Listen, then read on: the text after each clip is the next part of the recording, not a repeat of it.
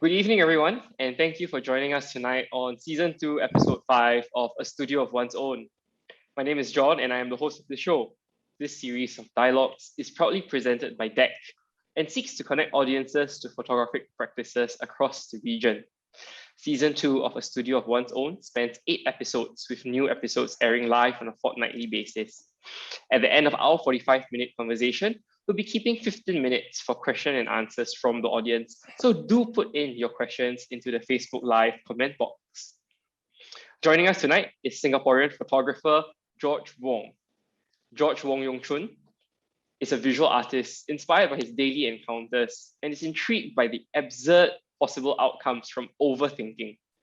His diverse practice includes photography, print, film, books, performance, and participatory and installations.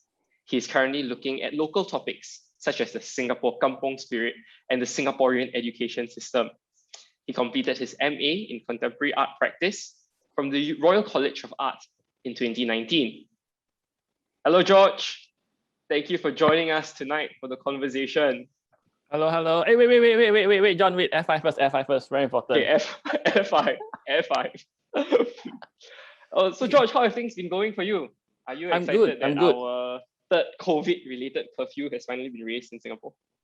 Yes. The past year has been quite stressful because I take some time to adapt to the changes, but ended up being quite productive during this period. So I'm happy. Oh, that's wonderful to know. You know, it's great that you have managed to make this COVID period exceptionally useful. So let's to kickstart today's conversation. It's like a bit of a tradition now already. I start each of these conversations each time by delving into the history of each artist's practice, and we progressively move up to date to the present. So with that in mind, I thought maybe you could start off by sharing with our audiences what drew you towards photography. Okay. No, but it's a long story. I have to go back to my youth days, the days of my youth. When I was young, right, when I was like secondary 2, so I was very interested in the arts when I was in secondary 2. And I tried to take up art as a subject, not secondary 2, secondary 3. Secondary 3, you get to choose the subject you want. So I tried to take up art.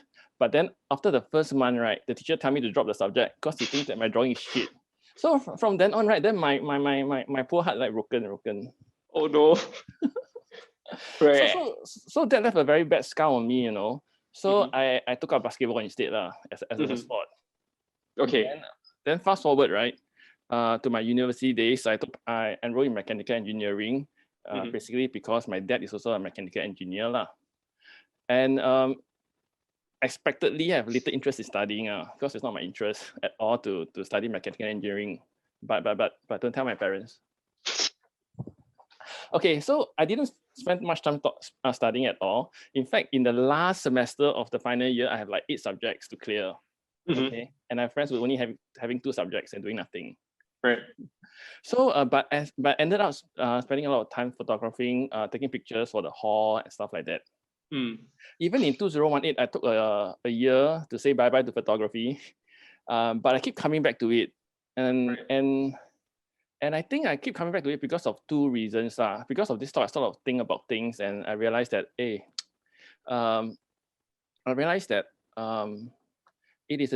photography is a direct link to observation. Indeed.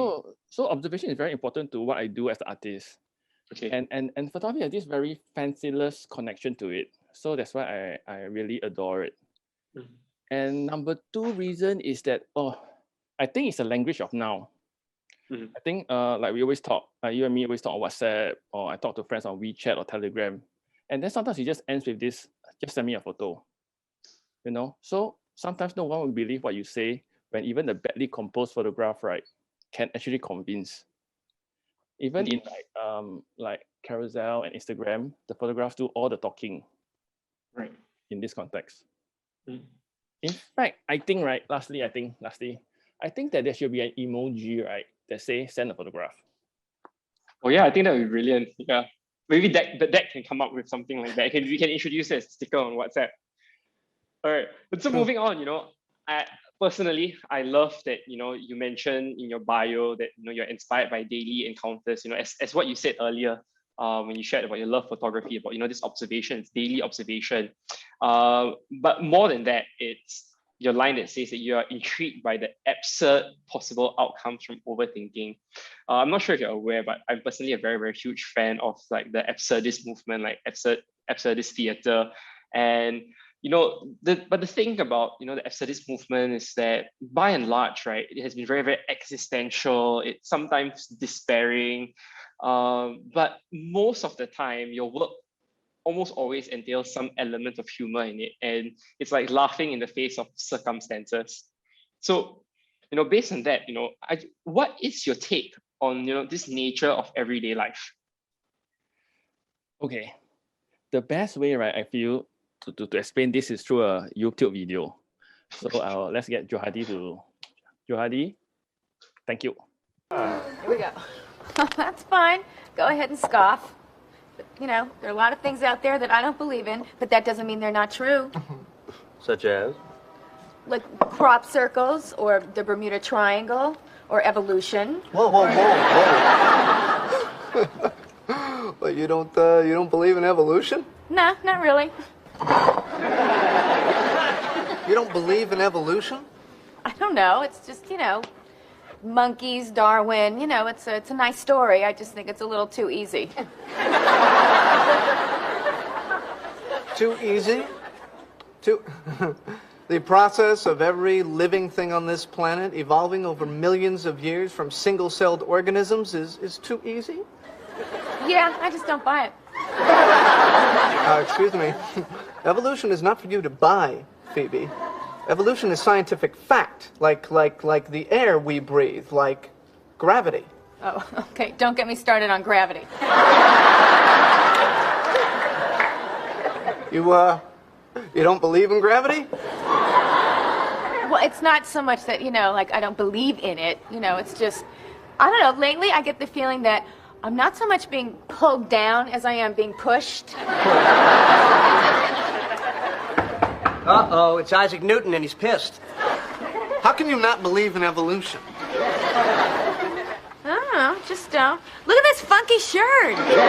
Thieves, I've studied evolution my entire adult life, okay? And I can tell you, we have collected fossils from all over the world that actually show the evolution of different species, okay? I mean, you can literally see them evolving through time. Really?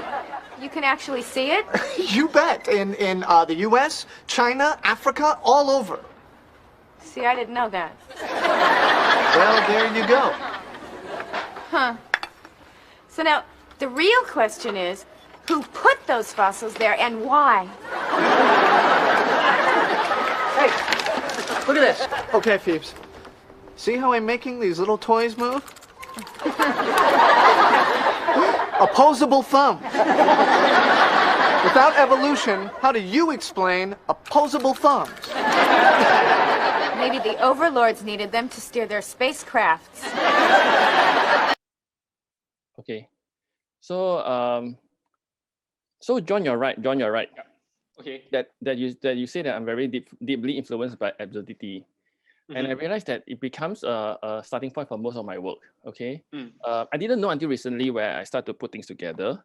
So let me give you a good example. So during my secondary school days, right, like I mentioned earlier, that I got rejected by my art teacher, and then also got rejected by girls. So ended up I play a lot of basketball. Okay, so basketball became a very big part of my life till today. But in truth, I wasn't really very good lah. So in the end, I always sit on the bench. Even though I was a school team, but I always sit on the bench all the way. Okay, in Chinese they call it 做操操. So if some of my friends who are here listening, they will know very well. Okay, but the story continues such that one day I was just randomly drawing stuff on a piece of paper lah. Definitely not studying. And then I was drawing stuff. Then suddenly I realized that really my drawing is really very bad. So what I did was that I crumpled the paper. Let me find a piece of paper. Yeah. And then I tried to throw it into a wastepaper basket. Okay. And then I missed, right? So I pick it up again and try again. I pick it up again and try again. Then it finally got in because I got closer. cannot be, it keep missing, right? Then very horrible. Right. And then the thing was that when I look into the waste paper basket, so I see a lot of other pieces of crushed paper balls, and I became interested in what people wanted to throw away. So what happened after that was that I created an installation where people write down what they want to throw away. So I do not control what they want to write, and they try to throw into a basket, try to throw the paper into the basket. So they have to crush it because or else the paper won't fly into the basket that's quite far away, maybe about 2 meters away. So some people, of course, miss, but some people who gets the ball in. Right. But when people successfully get the ball in, right, then you get the reward, So the reward is actually the sound of poo dropping into water, like bloop, bloop, So it's familiar and unfamiliar in the art sense. Right. Every day. If you do it, if you go toilet every day, you do it, you hear it every day, lah. So this has become like how I think, and I sort of try to embrace it in that sense. Yeah, it's quite weird, but I try to embrace it, lah. What I do. And the sense of that unfamiliar, of course, it's almost something that's kind of like recurs quite a number of times through various artworks. But one of the things that really took the cake for me, of course, blending your sense of humor as well, was ways into North Korea, especially number 2 in that series. And I laughed my head off, when I encountered that series of photographs with your cheeky grin, like kind of plastered onto the front of each of those photographs. So to start off, firstly, can you share with our viewers tonight how that particular project came about? Okay, but let's take a look at the picture first. Okay, let Gerardi run a quick slideshow.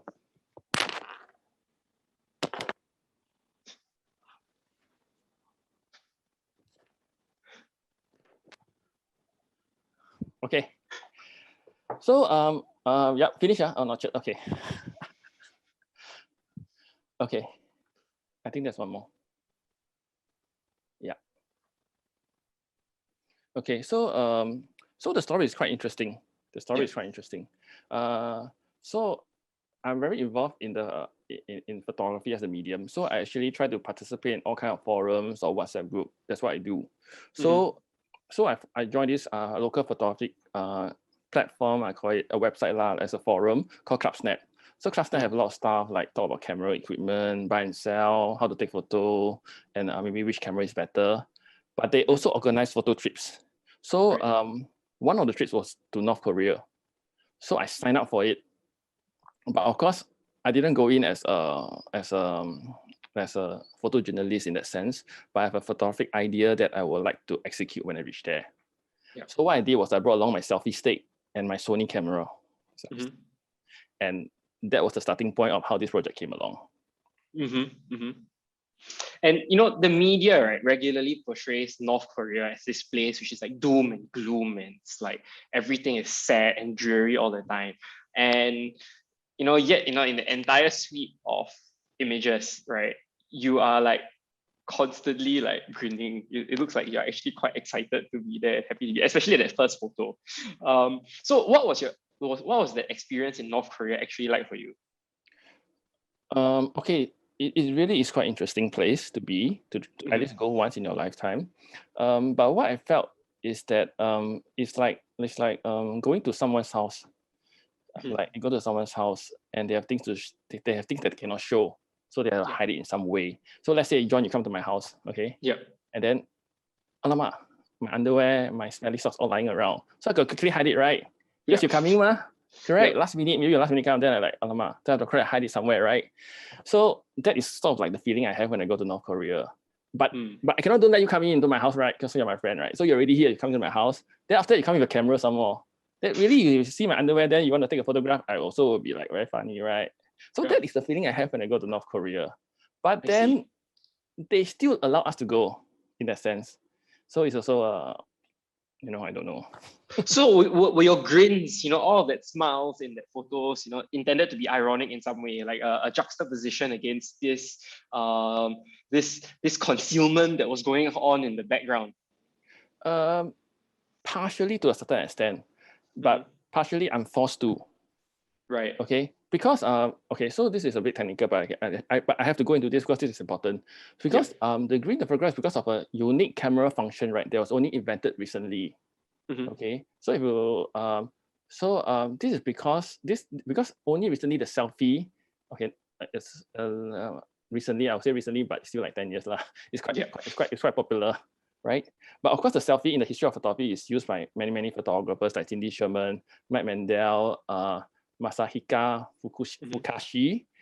But with the development of the digital camera, it's a common requirement that the publics or the consumer wants the camera to be able to take selfie. Yeah. So I have to consider. So let's consider how can the camera take selfie? The first thing is that the screen must flip out, or else you cannot see ma. If the camera that you cannot see yourself ma, you cannot compose. So that's important. Another important function is that the face must be, you must make your face very smooth after you take the photo, because selfie must look nice.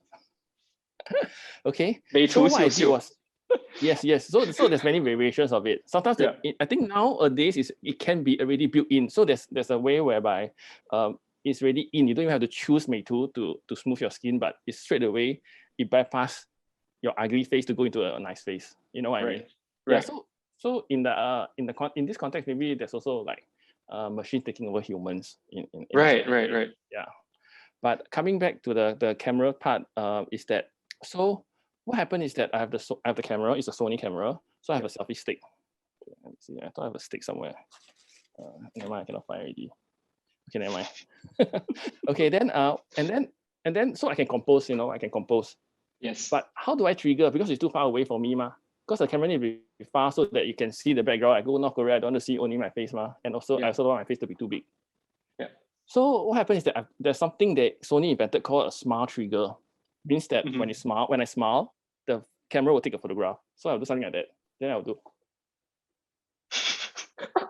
because sometimes the background, like there's cars or people walking, right? So I have to keep doing it so that I don't know what I'm gonna get, right? Just take first. Right? I already in North Korea, like, what still save memory card? No such thing. Okay, I can charge every day. I have a big card.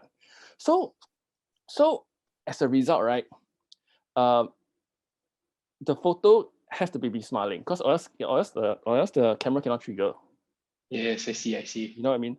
Or else the camera cannot trigger, then no photo. Of course, if you talk about it in another sense, is it creates a kind of aesthetic also, to be honest. Yes, it definitely does. And it's a very, very striking one, especially because of your like overflowing, affluent joy, almost of being in North Korea. I think the other interesting thing, right, about the entire suite of works, the photographs that were flashed just now were really just from number 2 in the series, number 2 of Ways into North Korea. And Ways into North Korea has number 1 and number 3 as well. And that body of work really captures content from quite varied sources. In number 1, it was a consolidation of like news reports about North Korea. Number 2, of course, those memories of your own visit there. And then in number 3, it was collages that you had taken from various people that had uploaded images of North Korea onto social media. And so the whole body of work seems to have this very, very clear and distinct kind of movements, How do you decide on these particular movements for this body of work? Wait. Do you want Johadi? Johadi will show the slideshow first. Let's take a break and take a quick look first. Or should I continue? Right. Yeah. So this is like from number 1, right? You okay, can just like share with us a little bit. Yes. So actually, it's quite a simple process of research, lah, right? Because if I want to go North Korea, what do I want to do first? I must check the internet, what to bring, what is safe, what's not safe, what kind of clothes can I wear? Maybe I cannot wear singlet, that stuff. So I have to do that kind of research. That's why I use Google. Yeah. And then when I come back, I actually found my photograph quite different from the rest. And then I did more research. Now, then I search on Instagram. And actually through Instagram, I also found pictures taken by foreigners of images taken in North Korea. So I think you can see it after this one, not this one, after this.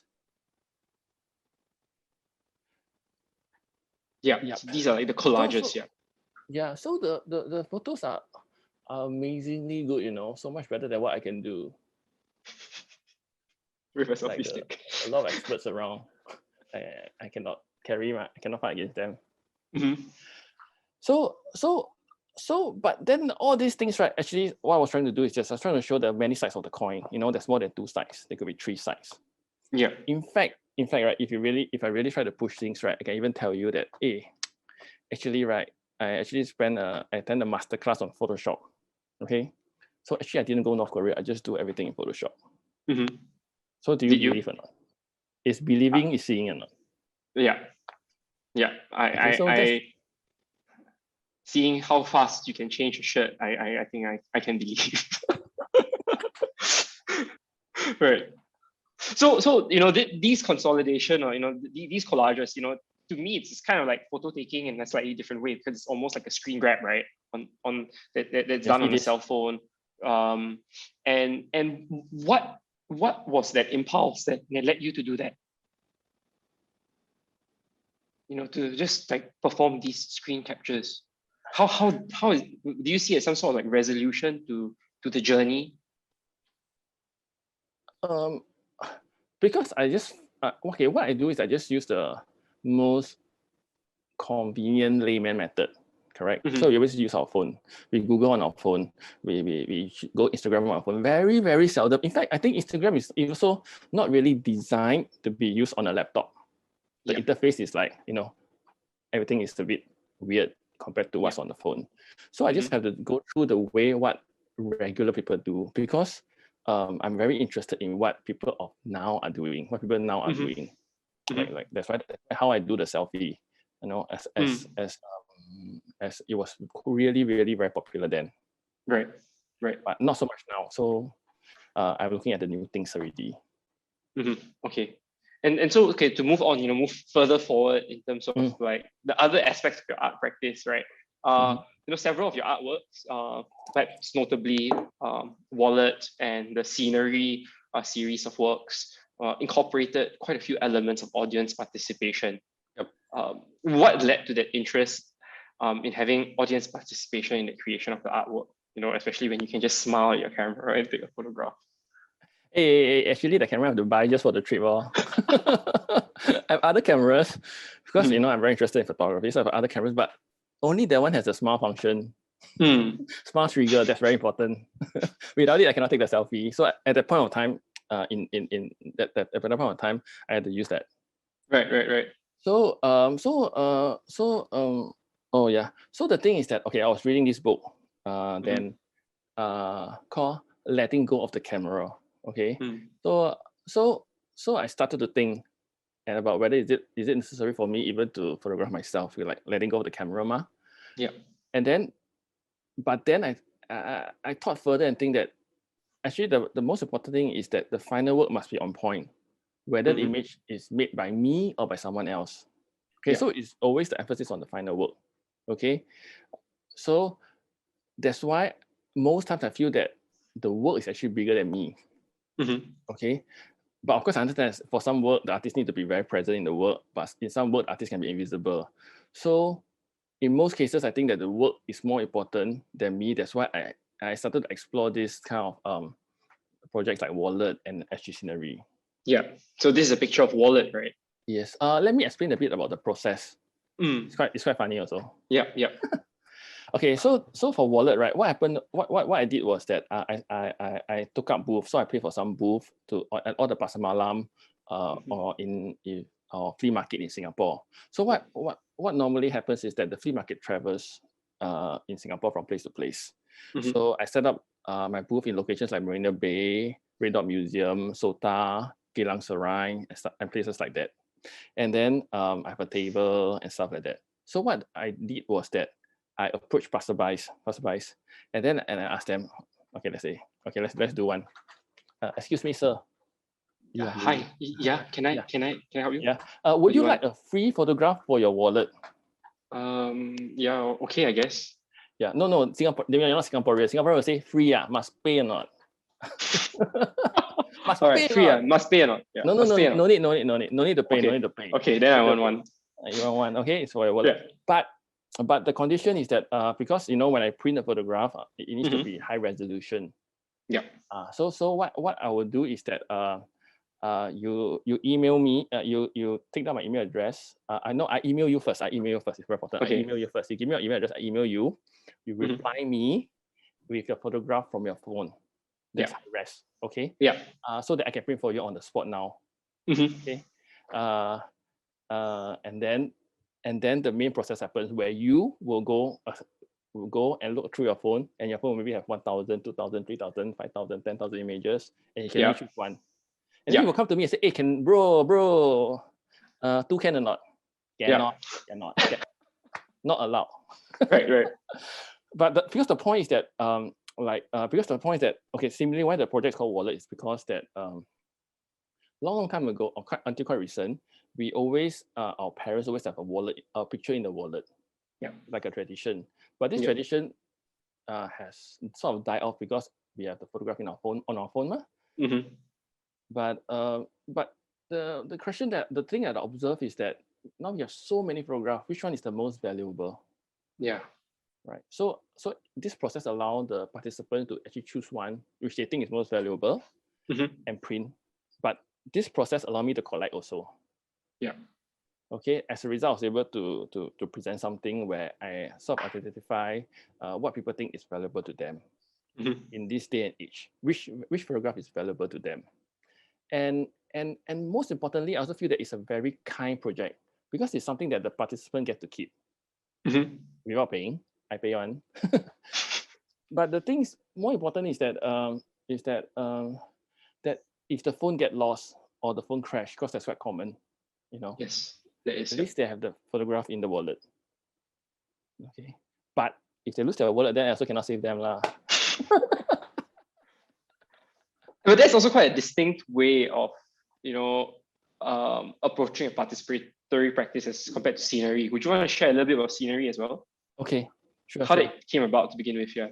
Okay, so what I did was that I collected images made from the windows of Singaporean homes from the public. Let me see yeah. So what I did was that I did a website, okay, and also did the Instagram. So I think what you can see now is the IG of it, and I have a very, very good friend who helped me collect all the images also through the IG. So there's a lot of asking around, First I approached friends and back there, I'm like, hey, please, send me a photo from your window, and they were like, why, what are you doing? But I have to go through many in order to collect as much as I can. Yeah. And because it's the pandemic, so I definitely couldn't go out and photograph. Even if I want to, let's say I want to go to my friend's house to photograph, I couldn't. Okay. And I started to notice also through this process of collecting, right? I think the participants become more observant of their surrounding space. So that's quite interesting to me. So the difference between wallet and scenery, right? Actually, scenery 2020 is that wallet, the participants already have their photograph in the handphone. Whereas actually scenery 2020, the participants already may have the photograph ready, or they will make time to take the photograph after I ask them. Right. And it's also very interesting that, with both the case of wallet and scenery, both our works, right, that's only possible due to this ubiquity of smartphones with cameras. Almost every single person these days is now equipped to perform photography, to take photographs. And what is your opinion on this development? Okay, so for what I do as an artist in 2021, right, I embrace all these changes. Okay, I have to find out more about this as well, because I'm always looking for new ways to say things that's relevant now. Sometimes I feel that you cannot use the old way to say things now, because maybe it's a bit old-fashioned, a bit not so relevant, a bit not to the point, not to the point. So it's always a struggle to find or make a work that is to the point then. Yeah, that's how I think of it. I really can't really explain it too well. And I think we'll delve into that. We'll come back to this question again in a slightly different way as we move along. Okay. But just prior to that, right? Okay. Another thing that struck me is that with the project wallet, right? You seem to kind of intimate this kind of distinction between having the photograph as just like data that's stored within the phone and a photograph as like a tangible object, this print that you can keep within your wallet. And you as an artist, you have done presentations using both physical photographs, like printing out the photographs and presenting them. And you have also presented photographs digitally, like on a screen, is there like a distinction in the effect that you're trying to achieve with these two mediums? And how do you decide whether to go with a presentation of physical images or as opposed to just presenting these images digitally? I think the best way to talk about this is that the work will evolve with the space, whether it's a gallery or book or even in a public space. So that's kind of important. In fact, recently, right, I'm interested in the presentation using, like now. So now what's very now what do people see most often? It Instagram. is no. Like what do they see? So what do people see most often today? It's actually and it's new, and that is the Zoom screen. Oh right, yeah. Yeah. So because every time you're forced to see it, and then so what I did was that I'm interested in making a presentation, but printed. So the Zoom screen is digital on the screen, on digital on the LCD screen, but I wanted to print it out as a big, humongous Zoom screen. Okay. So it will look like a window to the world. Because actually everybody's all over the world, so it's actually a very small window to the world. So I'm very interested in that. So it really depends on how what is needed for the work at the different location and a different space. Right. So I also say that I also want to add that I enjoy photo books a lot. So, but then I also have to ask that if the work is going to be, will the work in a book form? So that's also important to me. You're right. So I will try to think about it and try to figure it out. All right, so it's really just trying to create a kind of different feeling when people experience the work itself, whether the format is compatible with the concept. Yes. And that's how you make that decision. Yes. And with SG Scenery 2020, as you had mentioned, they were essentially crowdsourced from people across Singapore when we were all under the very, very first lockdown. Was that called the circuit breaker? Yeah, I think that was called the circuit breaker here. And it's quite interesting because SG Scenery 2020, right, was actually a continuation, a development from the work that you did for SG50, which was just titled Scenery, right? So what led you to revisit and recontextualize Scenery as opposed to any of your other past projects, for the pandemic days? I think Juhadi showed some pictures of, the differences in the installation just earlier. Yeah, so this was Scenery, right? And during the SG50 period. Yes. Yeah. And then the next one. Okay, so this is also Scenery. So I went to different different Singaporeans' home, to photograph. But this is a different one. This is SG Scenery 2020, where the installation was at deck. For SIPF, and we worked together on that. Yes. So, what's your question again? No, so why did you choose Scenery to, kind of Scenery as to be that thing to explore the period of the pandemic as opposed to some earlier project, why Scenery as opposed to Wallet, for instance? Oh, okay. Yeah. To be honest, is that so what happened was that I was in a Zoom meeting, okay? Very boring, very, very boring. Okay, then so the computer was here, right? Then I have a window here, so I look out the window. Yeah. Then I started to think about what are the other Singaporeans looking at? Okay, and I can tell you honestly, my home is one of the worst because window face the car park. Okay, so there's really no view except people parking. So so I become interested in what people are what Singaporeans are looking at during the pandemic, during the circuit breaker. So I decided to collect, what people see through their window. But the decision of when they want to photograph, how they want to frame, how they want to edit or Photoshop, so all the control goes to them. So this was the starting point of how I started on this work. But later on, I had the idea only. But later on, I think I had a call from Gwen that talked about this work, the SG50 scenery work. And then I suggested this idea and she discussed with me for a while. And then we concluded that this was the best way to do this project. Because it's the same thing I talked about just now, where maybe the old way of doing it, like me going to my friend's house or anybody's house, any volunteer's house to photograph, is not just not feasible, but the end result is so much, is so different from what I did. Because when I shoot, I have a certain look, a certain style, a certain composition, and a certain kind of light, like I only shoot in the daytime. Else, if I collect, there's so many different variations, Right. So in part, it's also about like letting go that control as to making that almost perfect image.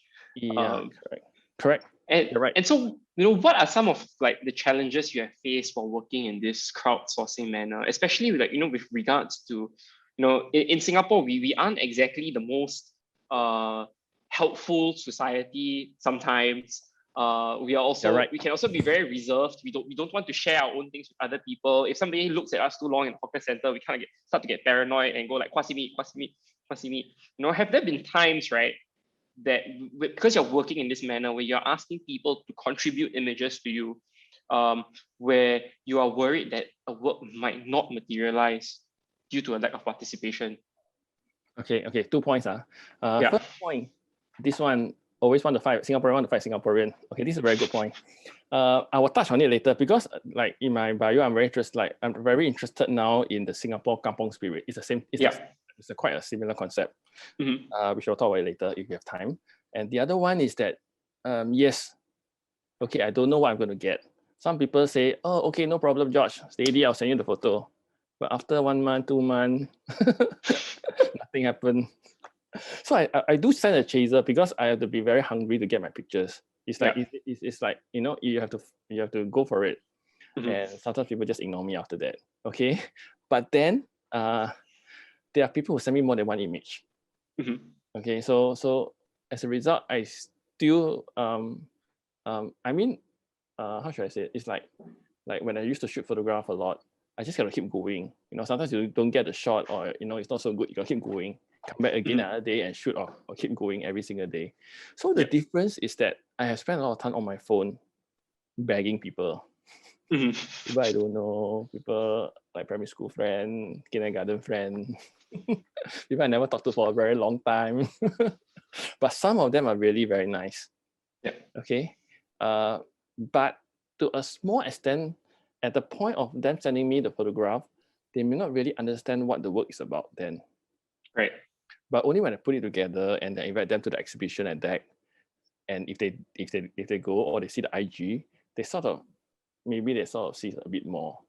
So the work really, I feel, is a little bit not just for people interested in the arts, but everybody else. Yes. But it was very scary at the start. I was quite scared. And I was actually quite scared for you as well, because I remember, because I was with you for part of that process, and I also sent you my own particular image. And so when you utilize this approach, I as a photographer, you have plenty of other friends which are photographers. You're going to get a good number of photos that are of good quality. They're going to look beautiful. But when you crowdsource something, there's also very, very limited control over quality. Do you employ any sort of selection process or criteria for the images that's used within the final presentation? So for the final presentation, there's only some conditions I have, but that's due to the technical limitation of the presentation. meaning is that the photograph has to be high res enough. Like sometimes if I WhatsApp somebody for the image, or through WhatsApp, or sometimes through whatever mediums I ask them, sometimes the photograph comes in as being very low res, so it's maybe less than 100 KB, and I will not be able to use it. So I have to ask again for the high res version. So that's very important. And then just earlier I talked about people who submitted more than one image. So that's very fortunate for me, because I didn't expect it. Okay, because most of the time people don't even send. So because when I have more images, I can choose which one that can work with the flow. Yeah. So that's very important. Very, very lucky. Because the key is that I try to include everybody as many people as possible. Right. Okay, it's very sad if I ask my friend, then my friend, go through, do at night, shoot the photo with star trails, and then I never use. Right. But the flow is very tricky. Because it's very hard for me to cut. But Definitely. fortunately for the presentation at deck, I had 2 slideshows. So if it doesn't work here, I can push it here. If it doesn't work here, then I try to push it back again and keep, and then finally, okay, can pass. Okay, this is me being a bit naughty now. So, okay, what if, right, because we are talking about crowdsourcing here, and everybody's level of photography skills can vary like quite tremendously. Like I am nowhere close to you in terms of taking a photograph, for instance. What happens if the photo that is submitted to you meets all of your requirements, like it is high res enough, it is a shot outside the window, but that photo is just so bad? Have you encountered such a situation? It's just a bad photo. No, to be honest, right? There's no bad photo. They're just all different. Okay, there's no bad. In fact, the biggest problem I had was if they look similar. That was the bigger problem. Because I want to show that it's all taken from different parts of Singapore, from different vantage points, and different time of the days if possible. Right? So if it looks similar, like suddenly there's a sunset, everybody shoot the same, right? Everybody show quite similar, right? Then I struggle with it. Right. Yeah, I struggle. I would cheat a bit by putting on the left and the right, like one sunset here that looks very similar to, and then on the left and the right TV. That's how I cheat a bit. But then the hardest part is always really when it looks similar, not when it looks different or when it looks in your context bad. Right. Okay, you're giving me hope now as aspiring photographer. Now I know that my Instagram is not getting very fun, not because my photo is bad, but because people don't see things my way. Yes, for sure. For sure. Through the history of photography, yes, for sure. There's people who use all the do it in a different way. Doesn't mean that they're wrong. They're just right.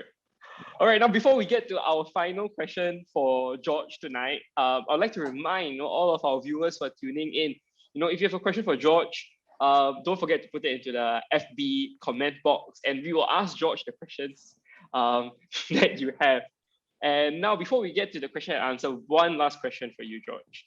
You keep a small studio in the city, and to me that's peculiar because like a lot of the artists that I know, they tend to keep their studios in more ulu parts of town where perhaps the rent is cheaper, or you get a bigger space for the same amount of money. Is there a reason why you decided on such a location? I like to visit shows, and what I really do is really a lot of observation and thinking. Okay lah. To be honest, I just like to go window shopping lah. Okay.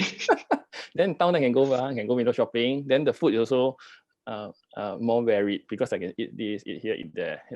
If I go to someplace else, it's going to be quite like if I go to an industrial park, it's also always limited to that coffee shop. You have to mind that where you are located has an impact on your practice. Not so much for me. Okay. And so how do you spend most of that time within the studio? Okay, to be honest, I watch a lot of YouTube. Okay. That's right. I watch a lot of Friends, a lot of Big Bang Theory. That's how I got a lot of my inspiration, to be honest. But I think everybody works in a different way, in a very different way.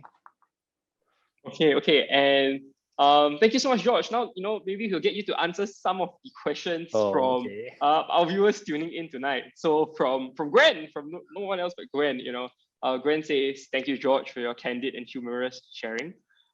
Professionally, what is the letting go for you to embark in this artistic journey? And what is your gain as you strive towards your personal vision? Hey, John, can help me rephrase a bit? I guess what Gwen is asking here is, earlier on we're talking about letting go of control, right? And is that, anything beyond control that you are letting go of, right? And in letting go of whatever you've let go of, are you gaining something in that process?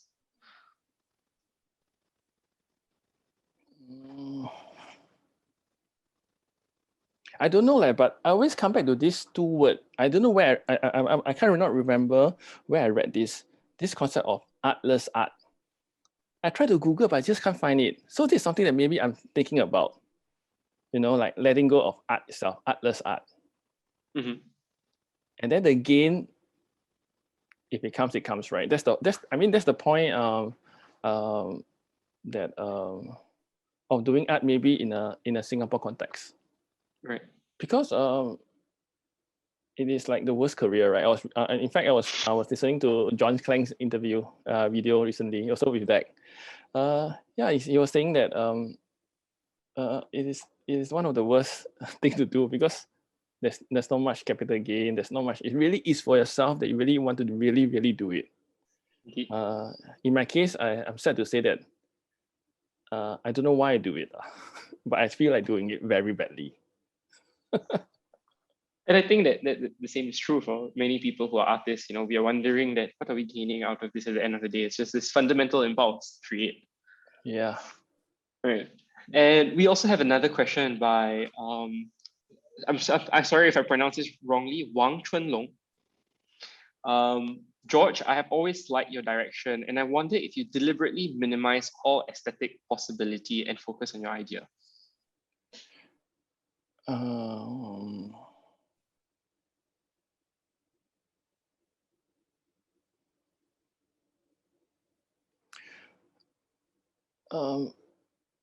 Yes, I try to, so that there will be so that the emphasis will not be so much on the aesthetics. I try to, but I also understand that as a form of visual arts, people have to see. Mm-hmm. So I try to minimize, but it cannot be zero. That's the best way I can say it. Oh, and there's actually a add-on question from Chun Long once again. Do you want collectors to have your work in their collection? Understanding. Oh, it's John Clegg. It's John Clegg. So do you want collectors to have your work in their collection, understanding which part of your work? How do you want them to interpret your work? Do I want collectors to have my work in their collection, understanding which part of your work? John, I need a bit of help. I don't understand that. Do you want collectors to have your work? Do you want somebody to buy your work? Yeah. Okay.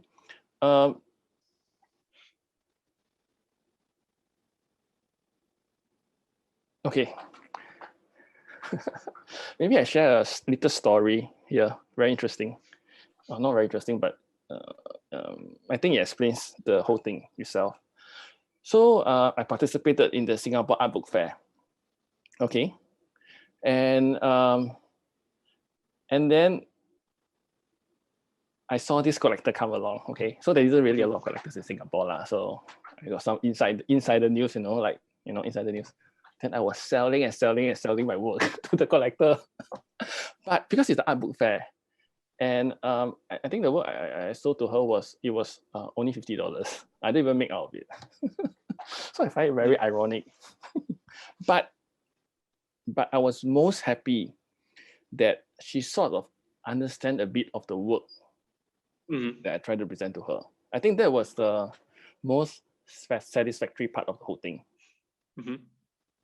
Yeah, because so I assume that as a collector, she has some sort of knowledge, you know, in the arts and what she likes and what she don't like. She's not a novice, not an amateur. So if she buys it, so I presented 3 work, but she bought 2. So I feel very like happy for the first time, because it's such a struggle at times, you know, like some of the work I do, like everybody rejecting me. When I was young, I rejected by girls. Now I grow up, I rejected by all the people. Okay, know, maybe it's training for me when I was young, train until now. Yeah, actually, you know, I think failure gives us a very, very thick skin and gives us the ability to persevere and carry on. But there's also a flip side to the question that's coming from John Klein once again.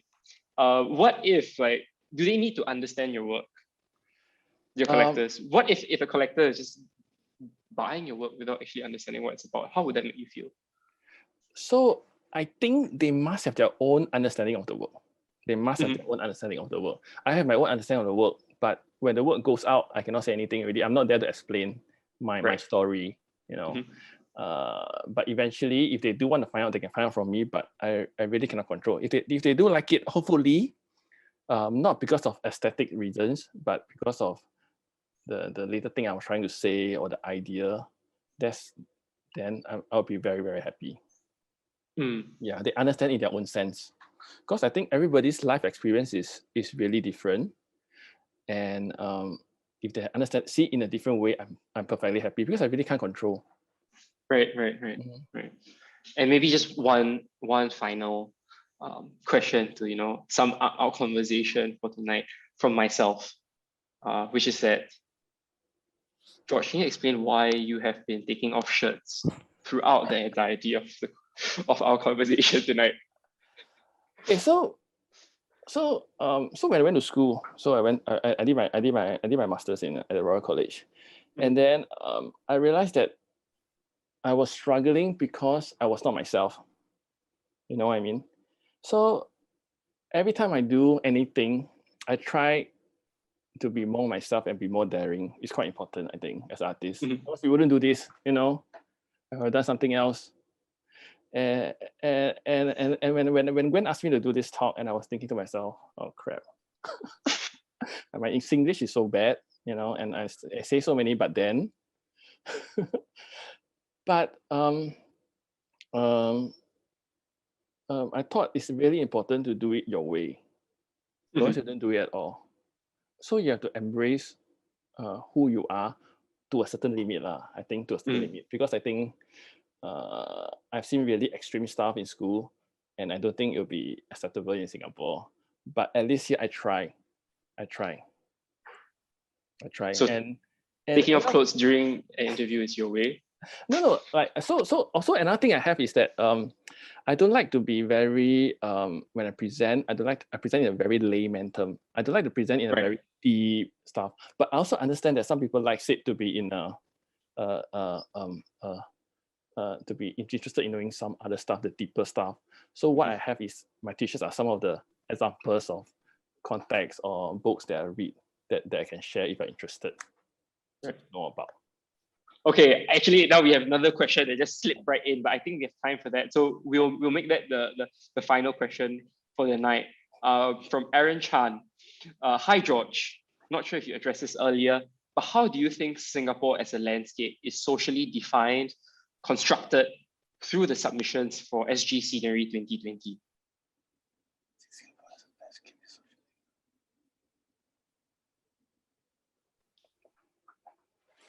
Okay, so I think the best answer, though a bit cliche, is that so I will ask back Aaron, how do you feel when you see the images on the IG? And that's what you think Singapore is, and that will be same as what I think Singapore is. But I don't want to be smart. That's also a problem. It sounds like a cop-out answer, George. So I will call you out on that. I don't know. I don't know. I never think about this. Never think about this because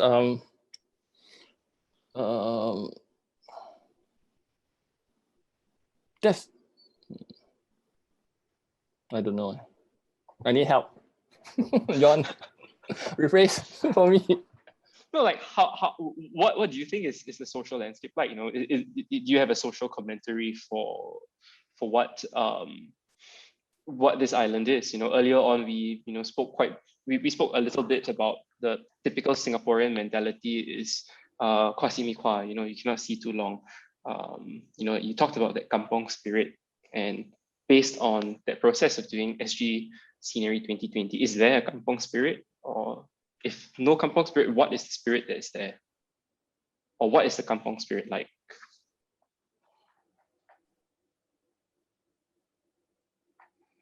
The rephrase is, what do you think about the Singapore spirit thing? I think that's what Ivan is throwing in there. I think on the outside, it's quite sad, okay? But the inside is very warm. It's quite sad because sometimes, we have a limitation of freedom in many ways. But in the root of it, I think Singaporeans are warm. That's why I managed to get so many photographs for my SG Scenery project and my all other projects that I do, and also get a lot of contributions, even though they may not know what I'm trying to say. So in the end, it's very cold on the outside, but very warm on the inside. That's what I think. And I also think that, in some ways, that's what a lot of absurdist theatre is about. Yes, cold and unfeeling on the outside, but warm on the inside. Yes, I hope so too. Yes. So tonight, we have not been waiting for Godot, but we have been waiting for George Wong. Wait. Okay, wait. So, okay, I don't know. Is there time? Yeah, okay, let's do a quick one. Okay, so what I wanted to add on is that, remember at the start of the talk, we do an F5? Right? Yes, that's right. Yeah. So I want to continue and touch on a little project I did. So I'd like to share with you. I'm not sure if you can see this. So this is a book I did, I share. So what I did was that I further developed the idea of crowdsourced images. So what I did was, not sure if you can see yet. So I did a book. So the left side is my hand. You can see, left side is my hand. Okay, and the right side is my friend's hand from all over the world. So this is the project I did. And because just now you mentioned about this point about whether will you work as prints, will as a book. So this is the one that I want to talk to you where share with you that it works well as a book, I think.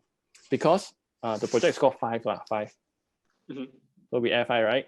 Mm-hmm. So on the left is me, and on the right is my friend. This one is Taiwan. So we are, as the book flips, we are high-fiving each other. Okay, but when we flip all together, it's this. So it's this emoji. You can see, I don't know, it's a bit small. Yes. Yeah. So I thought as the book, it works as the form. So that's why I wanted to start with the F5, but then you want to close already. So I quickly stop you. Hey, wait. Also another 5. And then we do this. Okay. Okay, thank you, George. Thank you so much for answering all of our questions tonight. If George has not fully answered any of the questions to your satisfaction, I will be sure to make sure George answers them inside the chat box itself, right after the conversation tonight. So with that, thank you so much. Wait. Again. Okay, sorry. Waiting for George. I forgot to thank Deck, Johadi, Gwen, Jay, as well as Ming for all the help they did. Because I'm a bit last minute. Sorry. Okay. No need to thank John. Yeah, thank John. Most importantly, he never have me rephrase the question. I also don't know how to answer. All right, thank you so much, George, and thank you to all of our viewers at home tonight. Thank you for joining in on tonight's episode of A Studio of One's Own. We would sincerely appreciate your feedback, which you can submit by scanning the QR code that will flash on the screen at the end of the conversation. And while you are at it, if you have enjoyed today's conversation or any of our past conversation, please donate to the Safe Deck campaign to allow Deck to have a permanent home. At the same time, be sure to tune in for our next episode, which will air on the 26th of August, where we will speak to Indonesian photographer Agan Harahap. We'll catch you then. Good night, everybody. F5. Five.